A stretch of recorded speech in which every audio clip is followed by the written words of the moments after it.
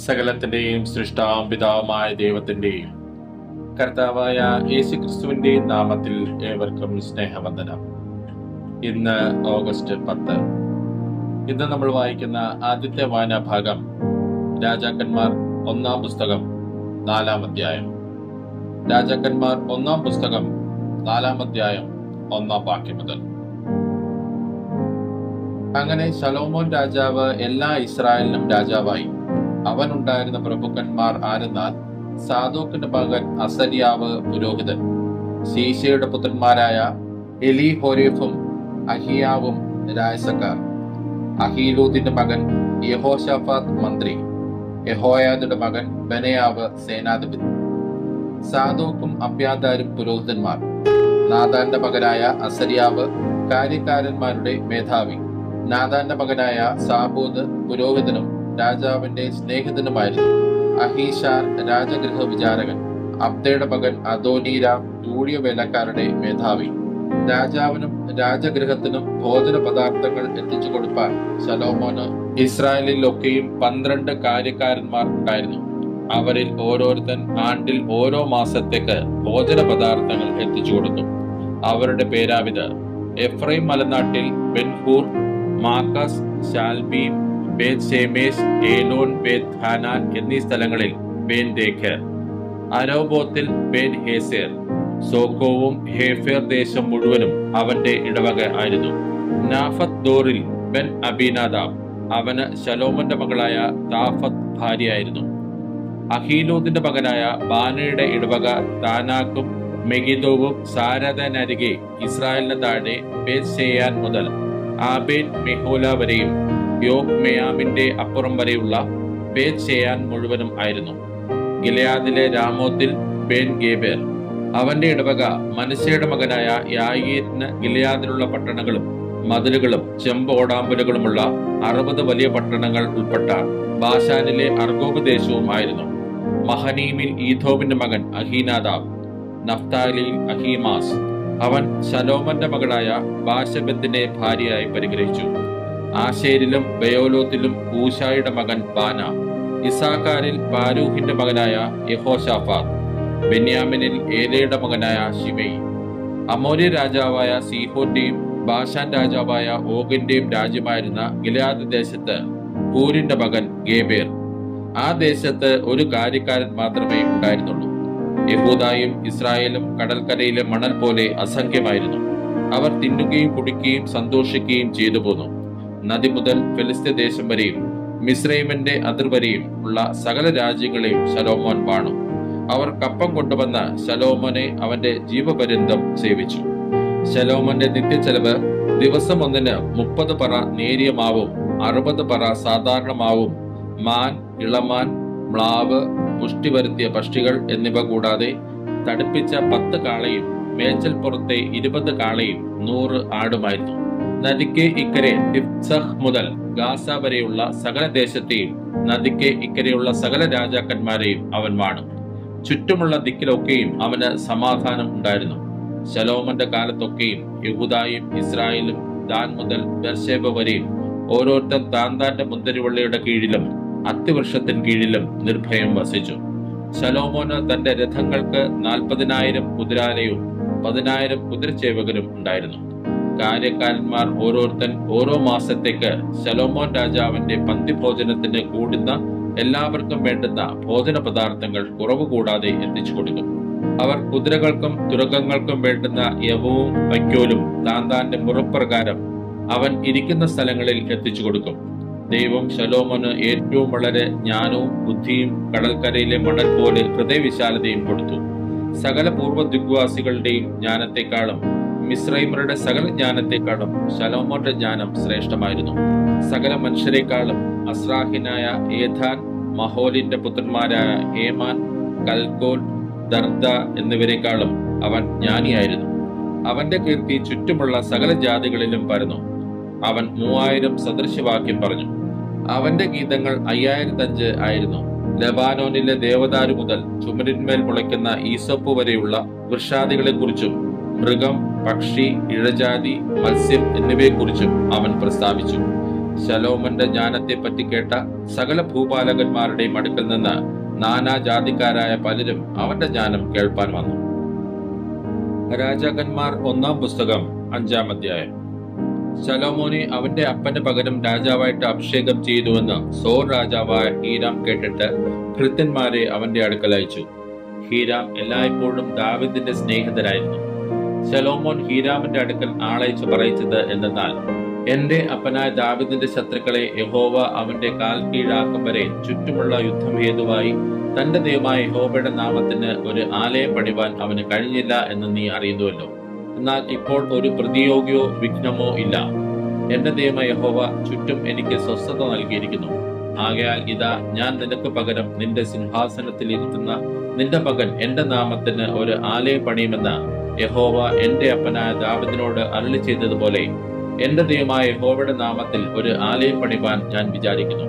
ആകയാൽ ലെബാനോനിൽ നിന്ന് എനിക്കായി ദേവദാരു മരം മുറിപ്പാൻ കൽപ്പന കൊടുക്കണം. എന്റെ വേലക്കാർ നിന്റെ വേലക്കാരോടുകൂടെ ഉണ്ടായിരിക്കും.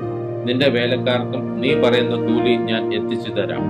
സീദോനിനെ പോലെ മരം മുറിപ്പാൻ പരിചയമുള്ളവർ ഞങ്ങളുടെ ഇടയിൽ ആരുമില്ല എന്ന് നീ അറിയുന്നുവല്ലോ. ഹീരാം ശലോമോന്റെ വാക്ക് കേട്ടപ്പോൾ ഏറ്റവും സന്തോഷിച്ച്, ഈ മഹാജനത്തെ വാഴുവാൻ ദാവീദിന് ജ്ഞാനമുള്ളൊരു മകനെ കൊടുത്ത യഹോവ ഇന്ന് വാഴ്ത്തപ്പെടുമാറാകട്ടെ എന്ന് പറഞ്ഞു.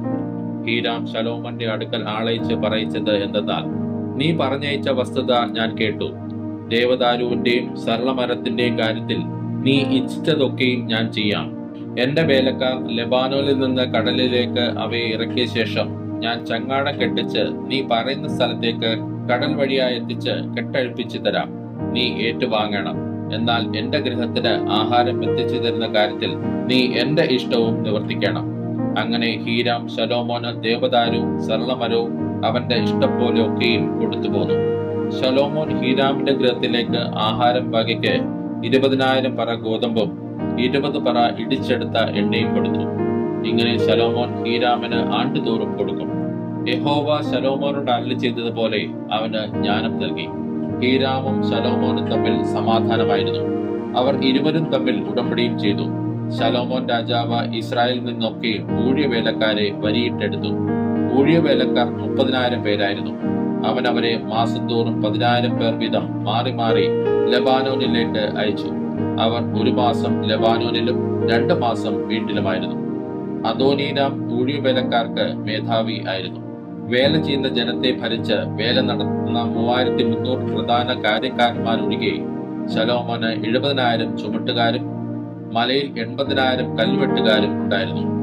ആലയത്തിന് ചെത്തിയ കല്ലുകൊണ്ട് അടിസ്ഥാനമിടുവാൻ അവർ രാജകൽപ്പന പ്രകാരം വിശേഷപ്പെട്ട വലിയ കല്ല് വെട്ടി.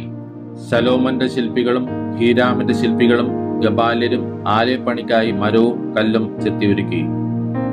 ഇന്ന് നമ്മൾ വായിക്കുന്ന 2ാമത്തെ വായനാഭാഗം യിരെമ്യാ പ്രവാചകന്റെ പുസ്തകം 31-ാം അധ്യായം. യിരെമ്യാ പ്രവാചകന്റെ പുസ്തകം 31-ാം അധ്യായം 1-ാം വാക്യം മുതൽ. ആ കാലത്ത് ഞാൻ ഇസ്രായേലിന്റെ സകല വംശങ്ങൾക്കും ദൈവമായും അവർ എനിക്ക് ജനമായും ഇരിക്കുമെന്ന് യഹോവ അരുളി ചെയ്യുന്നു.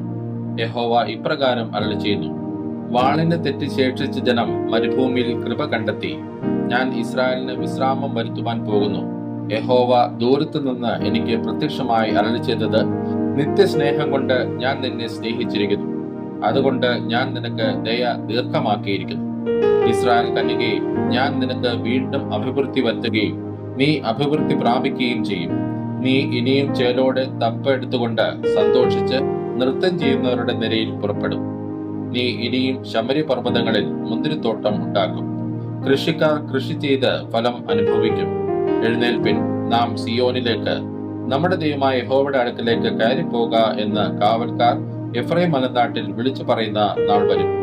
യഹോവ ഇപ്രകാരം അരുളി ചെയ്യുന്നു, യാക്കോബിനെ ചൊല്ലി ഘോഷിച്ചുല്ലസിപ്പിൻ. ജാതികളുടെ തലവനെ കുറിച്ച് സന്തോഷിച്ച് ആർപ്പിടുവിൻ. ഘോഷിച്ചും സ്തുതിച്ചും കൊണ്ട് യഹോവേ, ഇസ്രായേലിന്റെ ശേഷിപ്പായിരിക്കുന്ന നിന്റെ ജനത്തെ രക്ഷിക്കണമേ എന്ന് പറഞ്ഞു. ഞാൻ അവരെ വടക്ക് ദേശത്ത് നിന്ന് വരുത്തുകയും ഭൂമിയുടെ അറ്റങ്ങളിൽ നിന്ന് അവരെയും അവരോടുകൂടെ കുരുടനെയും മുടത്തനെയും ഗർഭിണിയെയും നോവുകിട്ടിയവളെയും എല്ലാം ശേഖരിക്കുകയും ചെയ്യും. അങ്ങനെ വലിയൊരു സംഘം ഇവിടേക്ക് മടങ്ങി വരും. അവർ കരഞ്ഞുകൊണ്ടുവരും. യാചിക്കുന്നവരായി ഞാൻ അവരെ കൊണ്ടുവരും. അവർ ഇടറിപ്പോകാത്ത നിരപ്പുള്ള വഴിയിൽ ഞാൻ അവരെ നീർത്തോടുകൾ കരികെ നടത്തും. ഞാൻ ഇസ്രായേലിന്റെ പിതാവും എഫ്രൈം എന്റെ ആദ്യജാതനമല്ലോ. ജാതികളെ യഹോവയുടെ വചനം കേൾപ്പിൻ, ദൂരദ്വീപുകളിൽ അതിനെ പ്രസ്താവിപ്പിൻ.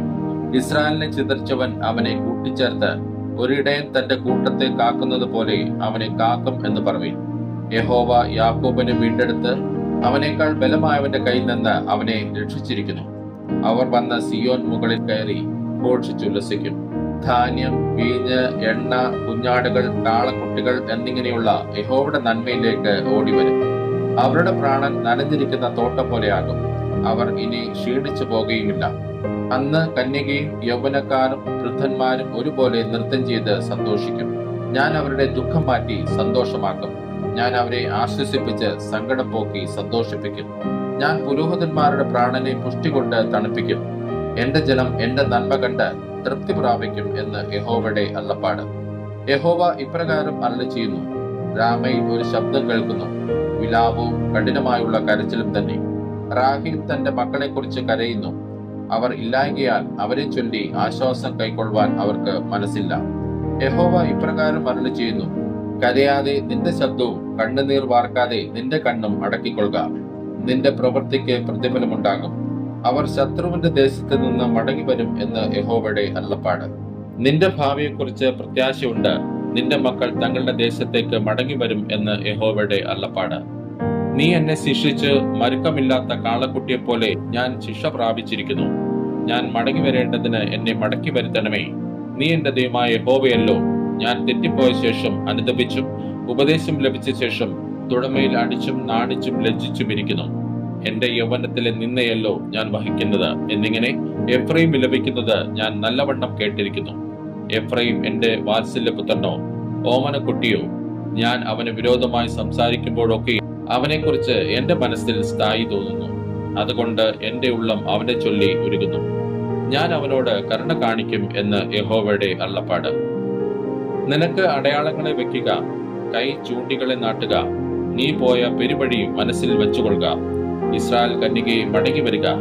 നിന്റെ ഈ പട്ടണങ്ങളിലേക്ക് തന്നെ മടങ്ങി വരിക. വിശ്വാസത്യാഗിനിയായ മകളെ, നീ എത്രത്തോളം ഉഴന്നു നടക്കും? യഹോവ ദേശത്ത് ഒരു പുതുമ സൃഷ്ടിക്കുന്നു.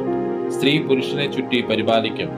ഇസ്രായേലിന്റെ ദൈവമായ സൈന്യങ്ങളുടെ യഹോവ ഇപ്രകാരം അരുളി ചെയ്യുന്നു: ഞാൻ അവരുടെ പ്രവാസികളെ മടക്കി വരുത്തുമ്പോൾ അവർ ഇനിയും യഹൂദ ദേശത്തും അതിലെ പട്ടണങ്ങളിലും നീതി നിവാസമേ, വിശുദ്ധ പർവ്വതമേ, യഹോവ നിന്നെ അനുഗ്രഹിക്കുമാറാകട്ടെ എന്നീ വാക്ക് പറയും. അതിൽ യഹൂദായും അതിന്റെ സകല നഗരവാസികളും കൃഷിക്കാരും ആട്ടിൻകൂട്ടങ്ങളോടുകൂടെ സഞ്ചരിക്കുന്നവരും ഒരുപോലെ പാർക്കും. ദാഹിച്ചിരിക്കുന്നവരെ ഞാൻ തണുപ്പിക്കും. വിശന്ന് ക്ഷീണിച്ചിരിക്കുന്ന ഏവനും ഞാൻ തൃപ്തി വരുത്തും. ഇതിങ്കൽ ഞാൻ ഉണർന്ന് എന്റെ നിദ്ര എനിക്ക് സുഖമായിരിക്കുന്നു എന്ന് കണ്ടു. ഞാൻ ഇസ്രായേൽ ഗൃഹത്തിനും യഹൂദ ഗൃഹത്തിലും മനുഷ്യരുടെയും മൃഗങ്ങളുടെയും വിത്ത് വിതയ്ക്കുന്ന കാലം വരും എന്ന് യഹോവയുടെ അരുളപ്പാട്. അന്ന് ഞാൻ പഠിപ്പാനും പൊളിപ്പാനും ഇടിപ്പാനും നശിപ്പിപ്പാനും കഷ്ടപ്പെടുത്തുവാനും അവരുടെ മേൽ ജാഗരിക്കുന്നത് പോലെ പണിവാനും നടുവാനും അവരുടെ മേൽ ജാഗരിച്ചിരിക്കും എന്ന് യഹോവയുടെ അരുളപ്പാട്. അപ്പന്മാർ പച്ചമുന്തിരിങ്ങ തിന്ന് മക്കളുടെ പല്ല് പൊടിച്ചു എന്ന് അവർ അന്നാളിൽ ഇനി പറയുകയില്ല. ഓരോരുത്തൻ താന്താന്റെ അകൃത്യം നിമിത്തമത്രേ മരിക്കുന്നത്. പച്ചമുന്തിരിങ്ങ തിന്നുന്നവന്റെ പല്ലേ പുളിക്കുകയുള്ളൂ. ഞാൻ ഇസ്രായേൽ ഗൃഹത്തോടും യഹൂദ ഗൃഹത്തോടും പുതിയൊരു നിയമം ചെയ്യുന്ന കാലം വരും എന്ന് യഹോവയുടെ അരുളപ്പാട്. ഞാൻ അവരുടെ പിതാക്കന്മാരെ കൈക്ക് പിടിച്ച് മിസ്രയീം ദേശത്ത് നിന്ന് കൊണ്ടുവന്ന നാളിൽ ഞാൻ അവരോട് ചെയ്ത നിയമം പോലെ അല്ല. ഞാൻ അവർക്ക് ഭർത്താവായിരുന്നിട്ടും അവർ എന്റെ നിയമം ലംഘിച്ചു കളഞ്ഞു എന്ന് യഹോവയുടെ അരുളപ്പാട്.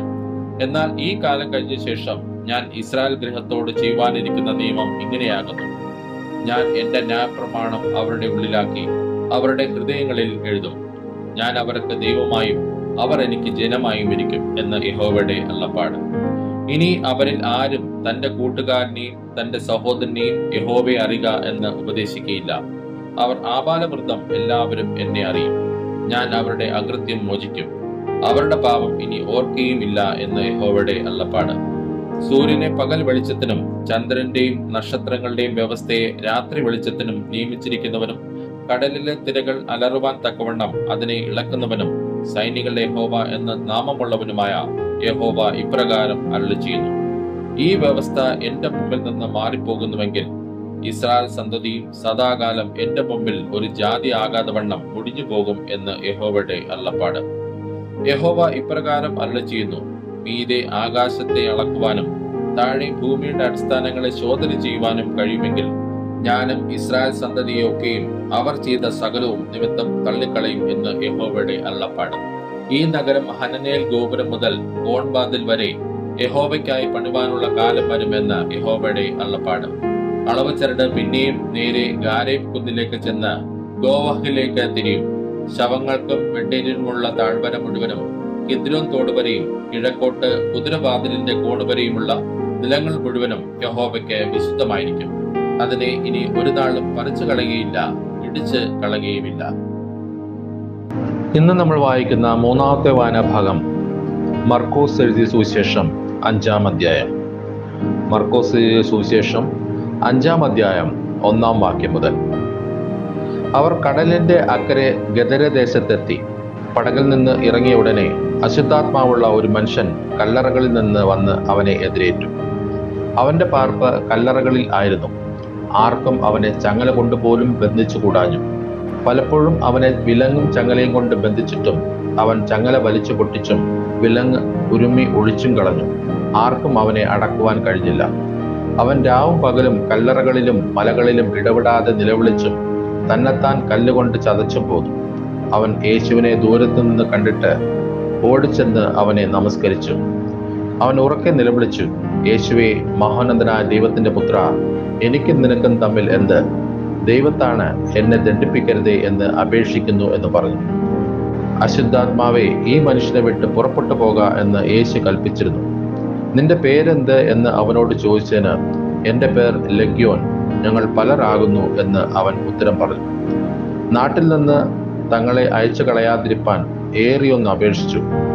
അവിടെ മലയരികെ ഒരു വലിയ പന്നിക്കൂട്ടം മേഞ്ഞുകൊണ്ടിരുന്നു. ആ പന്നികളിൽ കടക്കേണ്ടതിന് ഞങ്ങളെ അയക്കണം എന്ന് അവർ അവനോട് അപേക്ഷിച്ചു. അവൻ അനുവാദം കൊടുത്തു.